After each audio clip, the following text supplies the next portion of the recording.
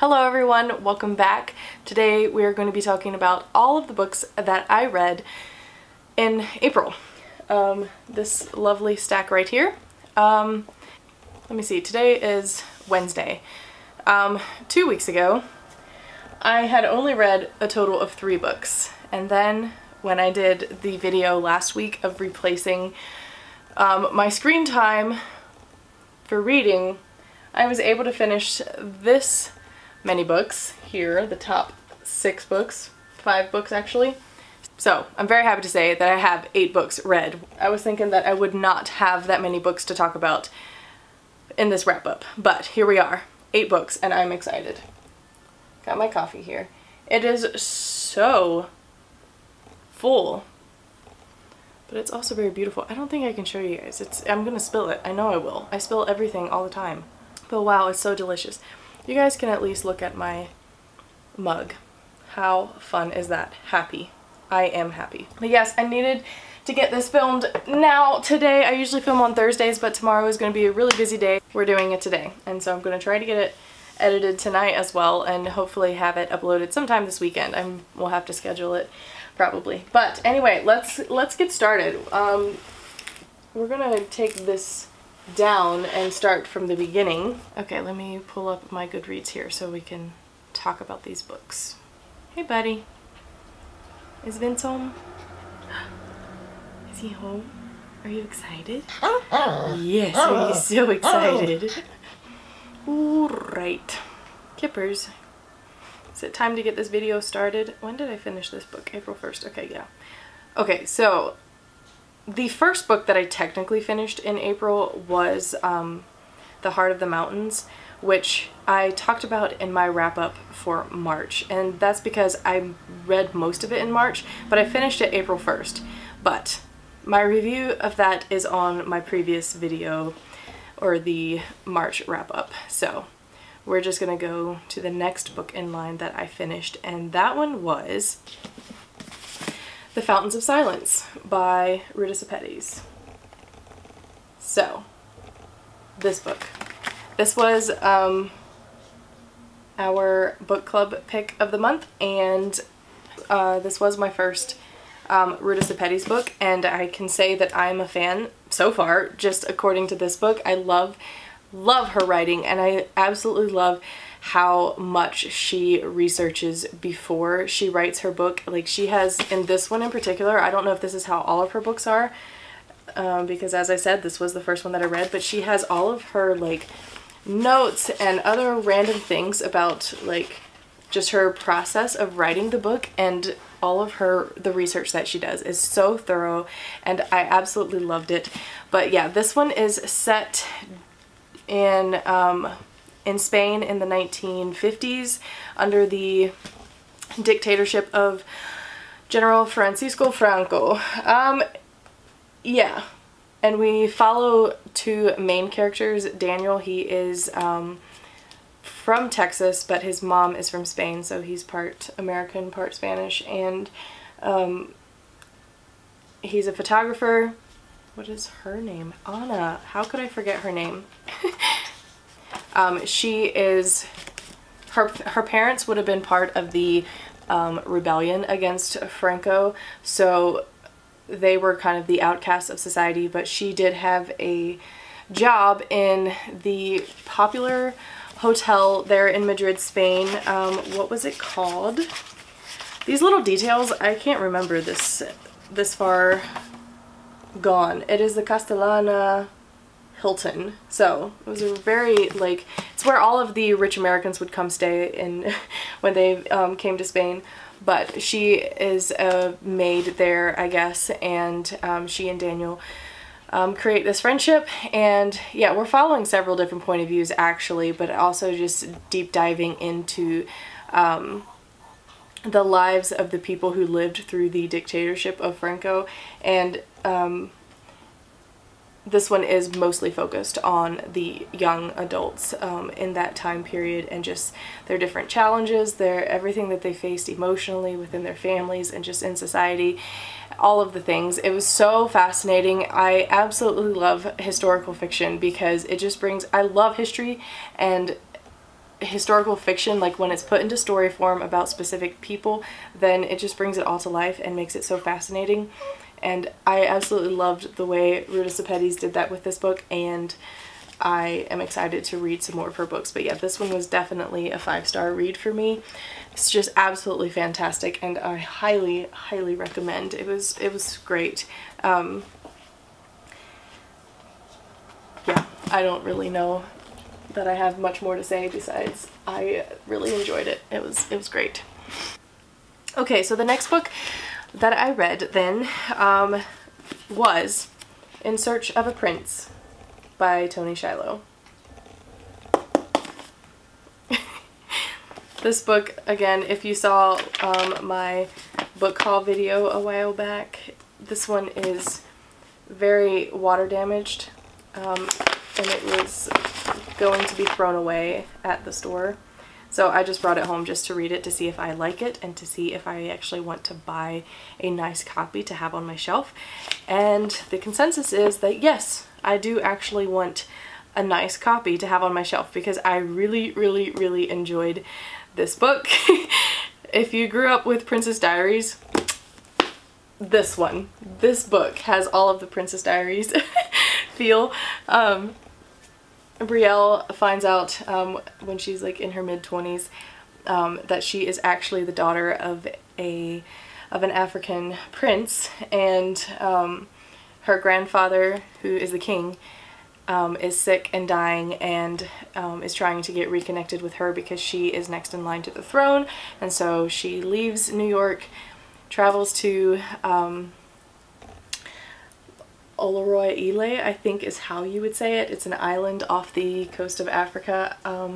Is it a real country? I don't know. I've never heard of it if it is a real country in Africa. But anyway, of course, you know, as she is a woman and she is the next one in line to the throne, there are people who don't want a woman ruling the country, and they find an old edict that says she cannot ascend to the throne unless she's married, so she has to find a husband.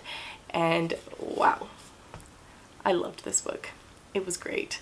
Loved the characters. I loved her and her best friend's friendship. I rated it 4 stars. Really enjoyed it. I would recommend it. It was a lot of fun. I loved the faith content in here.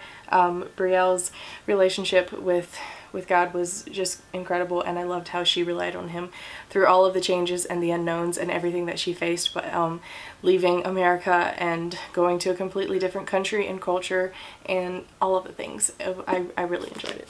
It was great, and yes, I definitely want to get a nicer copy to have on my shelf, and I also want to read the next book in the series. So okay, so then the next one that I read was I read it on my Kindle. It is Embrace Your Almost by Jordan Lee Dooley. So I found this book because I randomly found Jordan's Instagram, and it was just, it felt like a divine appointment almost that I found her page that day.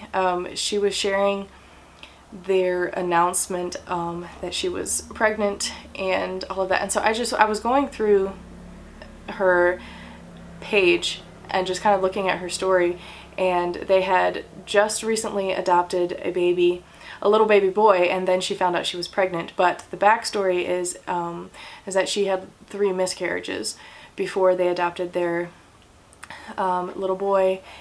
And so yeah, having walked through that myself, I don't think I shared on here on YouTube that I ended up having a second miscarriage back in March, I guess it was.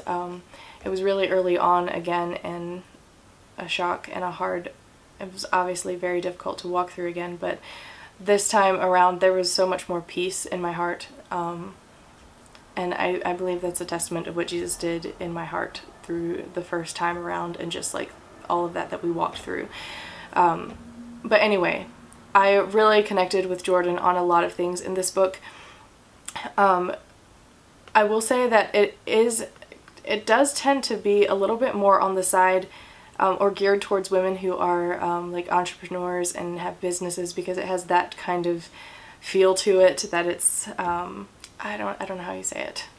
it has a lot more of that in there that I didn't really relate to, but I loved the message that she had in this book. Like the subtitle is "Find Clarity and Contentment in the In-Betweens and the Not-Quites and the Unknowns," and just like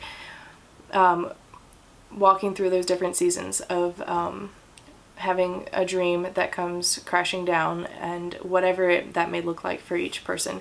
It's obviously different for everyone, but to just learn to live and love life in those moments and trusting God through all of it. Yeah, I really enjoyed it. It was 4 stars. I really don't know that it would like be for everyone, but yeah, I actually want to share one of the quotes from it. Okay, I found it. Wow. Okay, it says, "Don't let a waiting season become a wasted season, and don't let the thing you're waiting on, the promotion, the proposal, the pregnancy, etc., find you waiting. When it finally comes, let it find you living. Don't put your life on hold until you get everything you're hoping for, because your life doesn't start the day you get everything you'd like. It already started. So let whatever it is you're waiting on find you caught up in the middle of a full, vibrant, and abundant life." And I just really love that, and I also really needed it that week when I first found her page and her story and heard about this book, and I immediately just bought it on Kindle and read it, and it really spoke to me, because I'm kind of walking through that right now, and I just thought it was a really great reminder to not stop living, but to keep living and to find things about my life that I'm enjoying, and to, like she said, to live life abundantly and all of that. Anyway, I really enjoyed it, and I rated it 4 stars. But like I said, I'm not really sure if it's really for everyone, but if you have walked through hard times and have had dreams that have come crashing down and are living in those moments of waiting, like in a season of waiting, then you might find this book encouraging. But yeah, that is Embrace Your Almost by Jordan Lee Dooley. Okay, so then the next one that I read was Enough About Me by Jen Oshman. I believe it is, yes. I think that's how you would say it.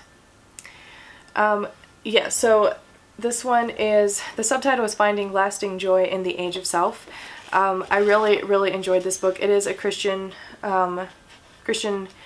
nonfiction book, but yeah, like this world in today's day and age, we are like, especially women, the messages out there are so saturated in self and looking at ourselves for lasting contentment and peace and joy and everything. Like, we are enough and we are worthy and we are loved and all of those things. And while in a very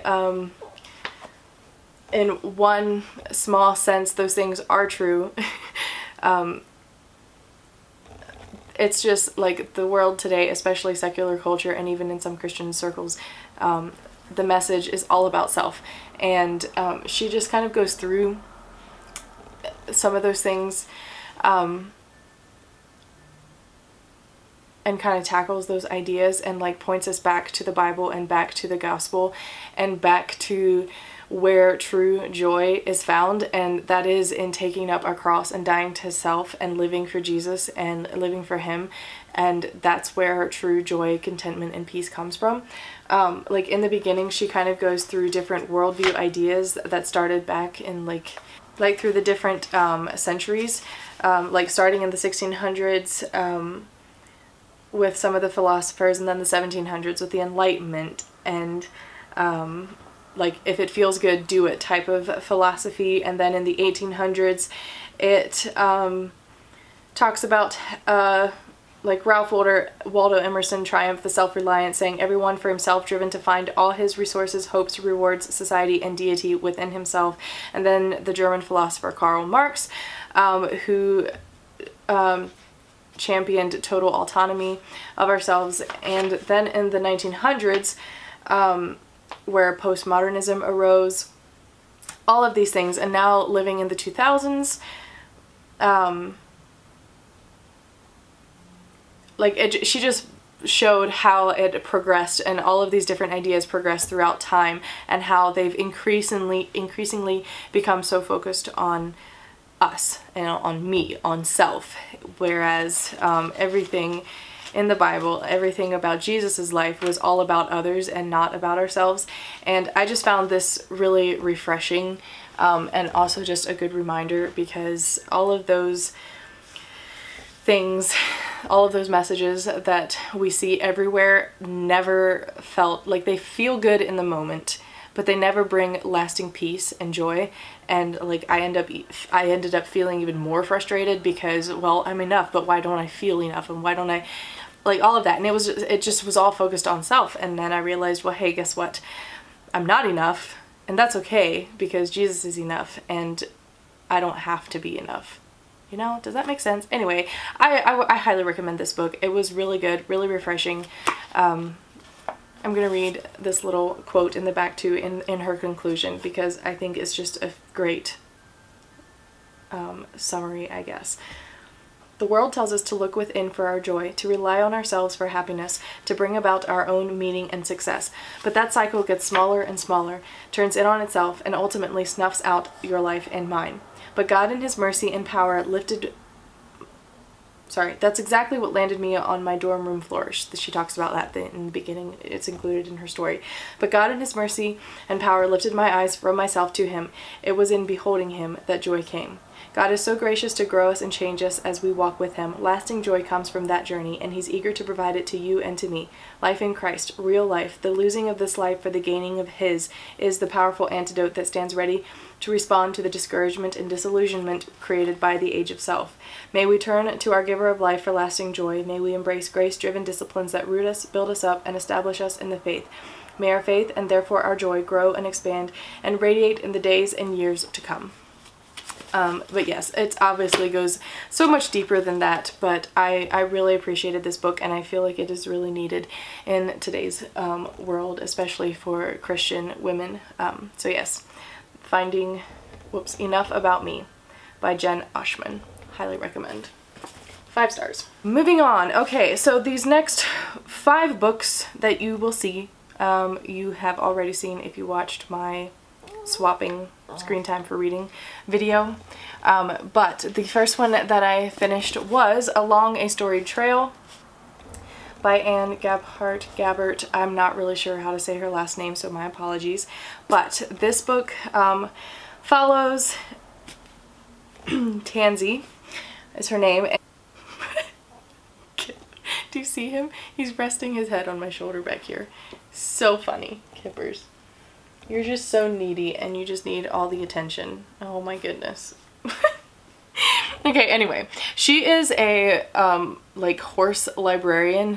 So like during the Depression, Roosevelt was creating jobs for people, and one of those jobs created in the Appalachians was for women to take books in saddlebags on horseback into the mountains, up to people's cabins and everything, just to yeah, it was like a traveling library, just so people could have books in their hands and all of that. I had no idea that it was actually a real thing until I found this book, and then randomly I found an article on Facebook, I think it was, shared. It was weird how it happened. It's always weird how those things pop up right when you're like reading about things like that. Anyway, it was a real thing. Thought it was really fascinating, and I loved that idea. And it's also a romance story in here, obviously. And then we also follow Perdita Sweet. She's like an older person in the story. Everyone calls her Aunt Purdy, I believe.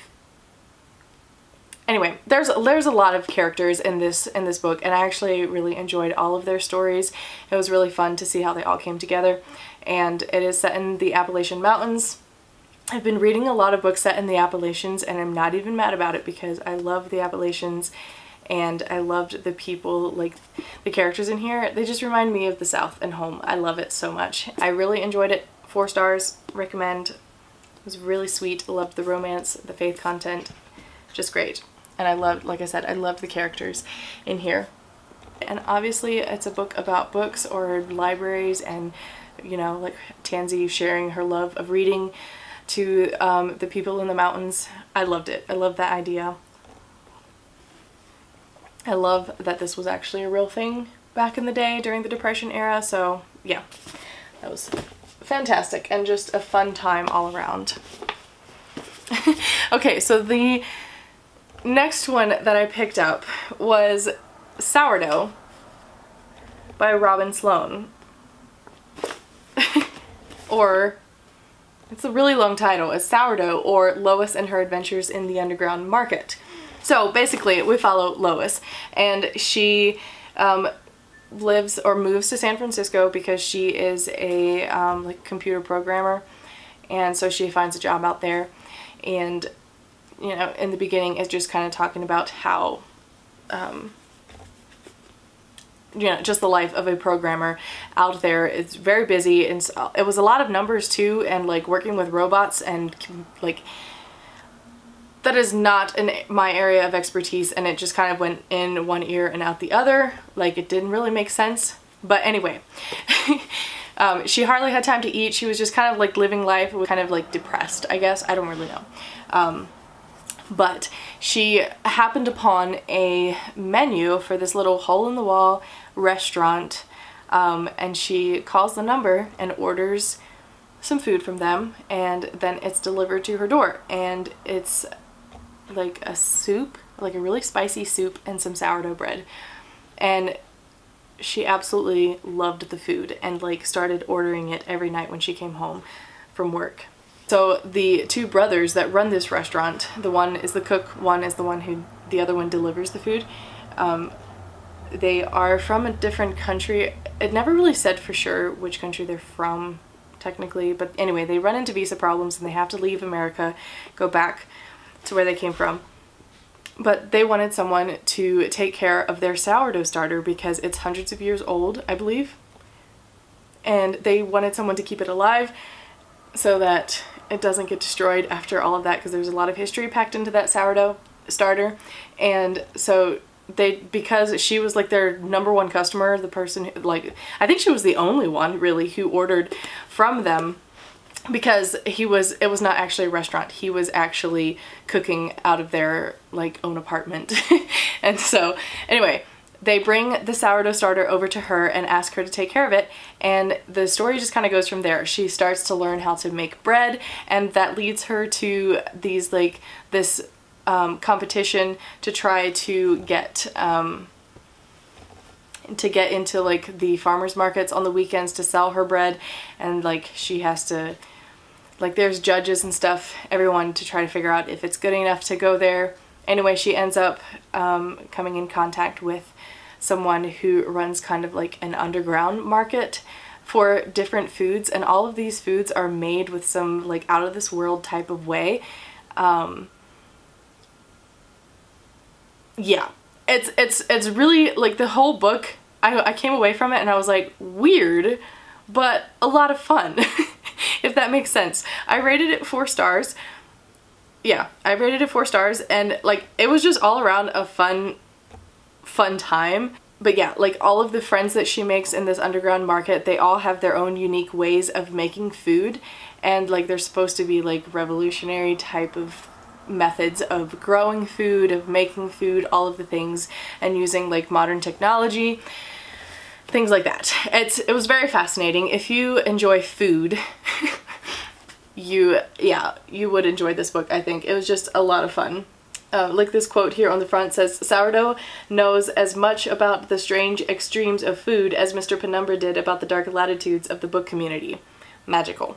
That describes this book perfectly, because I picked up this book because I read Mr. Penumbra's 24-hour bookstore, and that book was very fascinating but weird to me as well. But like it just showed, Mr. Penumbra's 24-hour bookstore showed like the extremes of like of the book community, where there are people who are obsessed with a book and authors and like everything. In that book, Mr. Penumbra's 24-hour bookstore, it felt a little cult-like because of like that was the extreme of this group of people who were trying to decipher this author's work and everything. It was very fascinating. But this one was also fascinating, but she dives more into the food world, and it was just great. I really enjoyed it.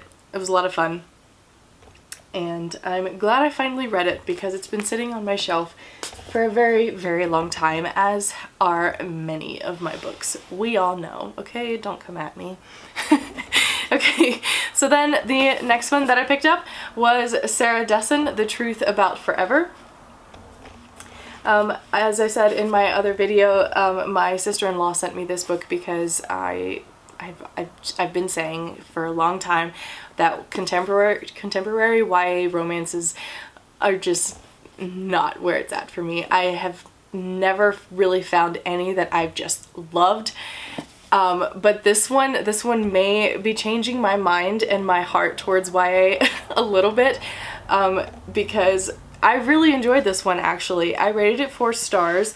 The only reason it didn't get 5 stars was because of the elements in these books that I often hate in the contemporary YA books.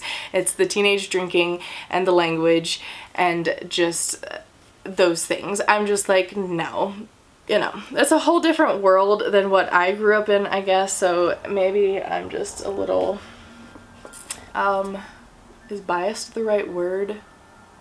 I don't know. I just don't connect with, those things in like YA books, and I also don't love the idea of teenage drinking and drugs and parties and all of that, but it's whatever.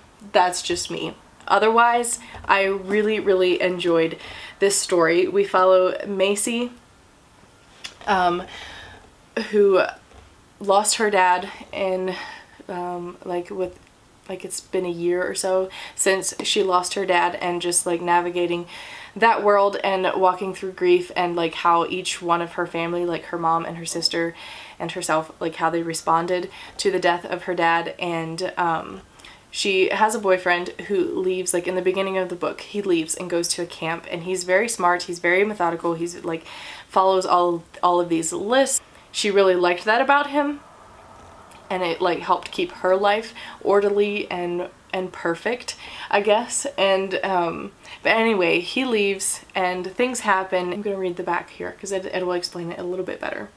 Yes, her boyfriend Jason is going away to brain camp. She's stuck with a dull as dishwater job at the library. Like her boyfriend wanted her to take over his job at the library, which I thought that would be fun, and I would have liked to have a little bit more of that, but she apparently doesn't seem to be much of a reader, and so she was just sitting at the information desk at the library. So we don't see a lot of involvement with books and libraries in here, except that she hates her job at the information desk. Anyway, and all of her free time promises to be spent studying for the SATs or grieving silently with her mother over her father's death. But everything changes when Macy is corralled into helping out one of her mother's open house events, and she meets the chaotic Wish catering crew. Before long, Macy ditches her library job and joins up with the Wish gang.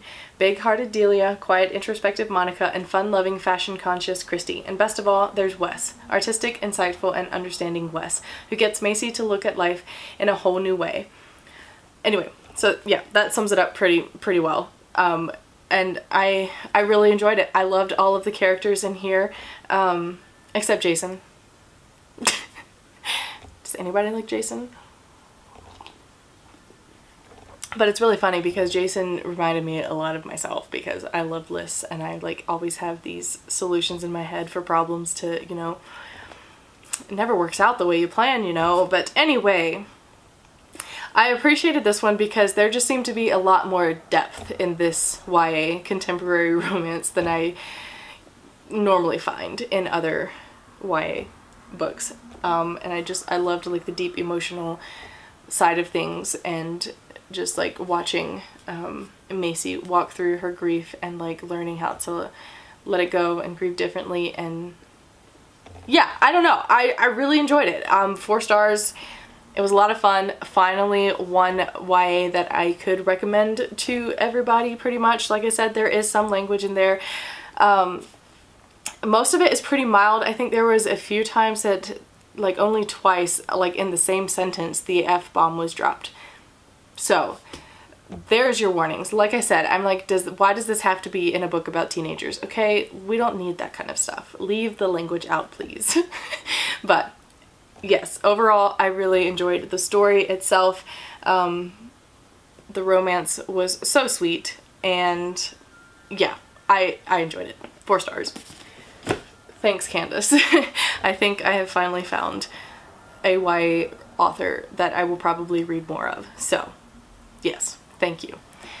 Okay, moving on. The next one then that I read was The Light Between Oceans by M.L. Stedman. Wow, this book, you guys.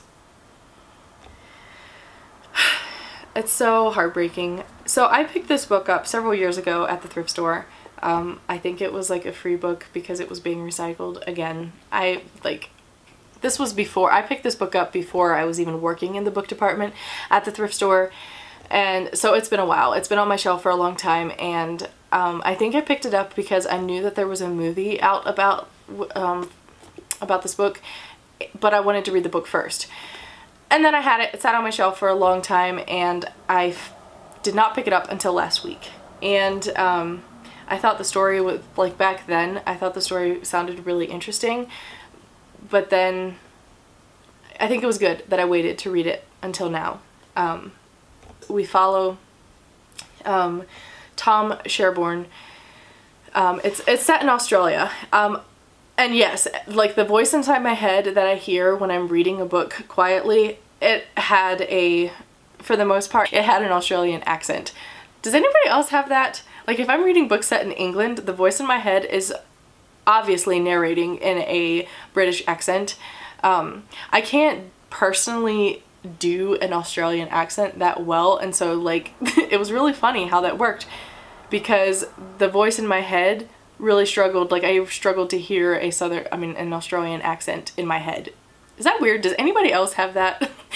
Anyway, yes, it is set in Australia, but Tom Sherborne, he is a veteran from World War I.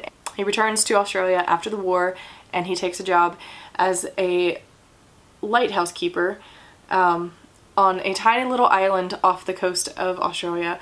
And like, so he's like literally the only person on this island. Like the island is small enough that is literally just like the lighthouse keeper's house and the lighthouse and some surrounding land.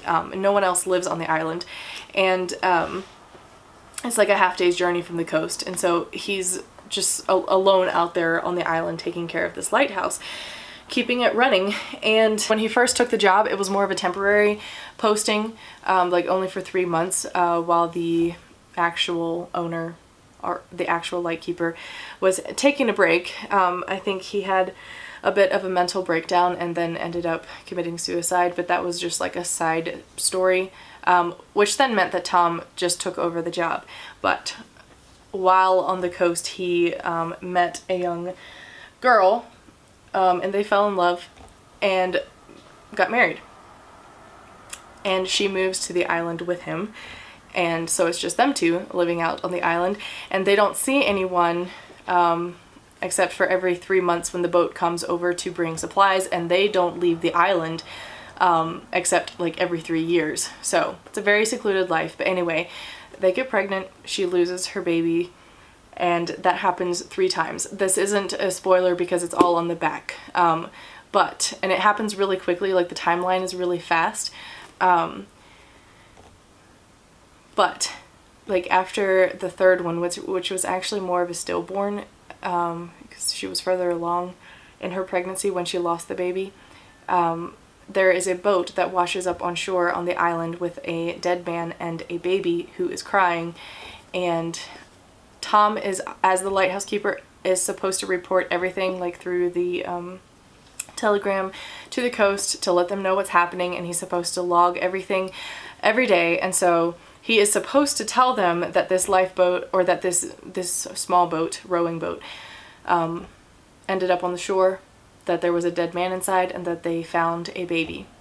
And like he was supposed to let him know. But in her grief, Isabel, his wife, convinces him to not tell anyone that they found these people. And like Tom really struggles with it, but he also sees his wife walking through that grief, and just like, yeah, it's a whole thing.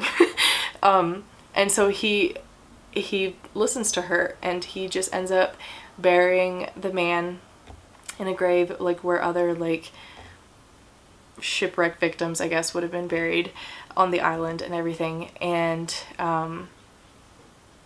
sends the rowing boat out to the ocean again for someone else to find, and they keep the baby as their own. It's a little girl and they name her Lucy, because Lucy means light.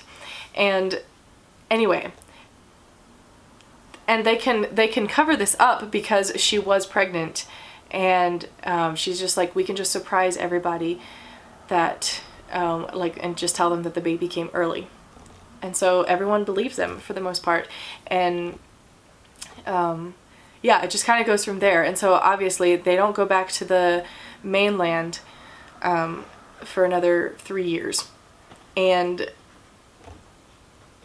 like, they introduce Lucy to Isabel's parents and all of that. But while they're there on the mainland, they find out, yeah, they're just reminded that there are other people in the world, and their choice that they made of keeping Lucy as their baby, as their own baby, and not reporting it has like devastated another life.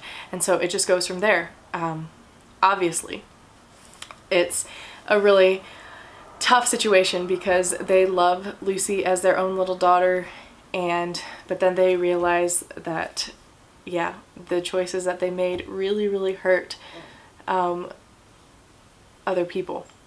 So this book is so heavy, and it just like wrecked my heart, obviously, because I felt the grief that Isabel felt with losing her babies, but then also just like feeling all the feels of like wrestling with the decision that they made, and like all of that. I don't want to say too much because I don't want to spoil the story if you're interested in reading this, but like I said, it is really heavy, and there's probably some trigger warnings in here, like with the miscarriages. There's just a lot in this book. It was very heavy. I think she did an excellent job with the story, and just like,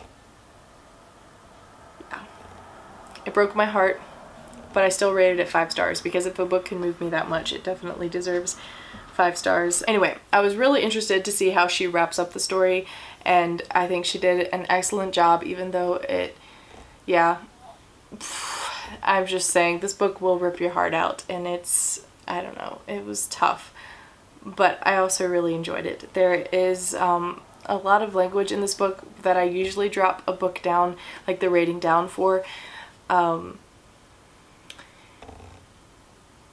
but yeah, because the story was so moving, and I think it was so well done, like her navigating those really tough topics, I think it deserves 5 stars.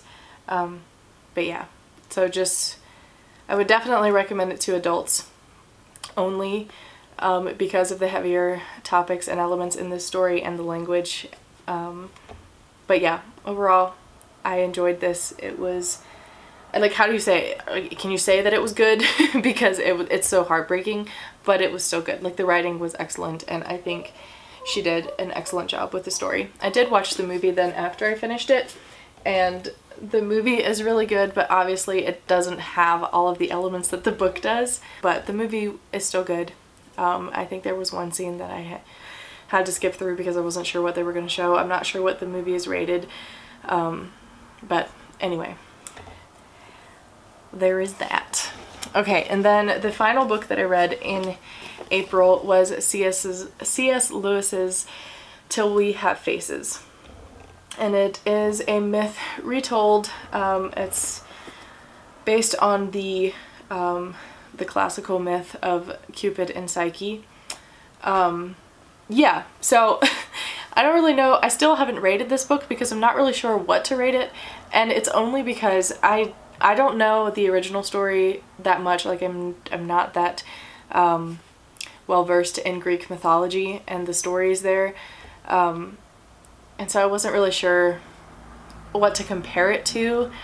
And like in the beginning, it was a little hard for me to understand what was going on and all of the things. I eventually started listening to the audiobook as I was reading it, and the narrator did an excellent job with the characters' voices and the accents and everything, and it like helped it come alive a little more. And so like overall, I enjoyed the story. It was really interesting, but also strange.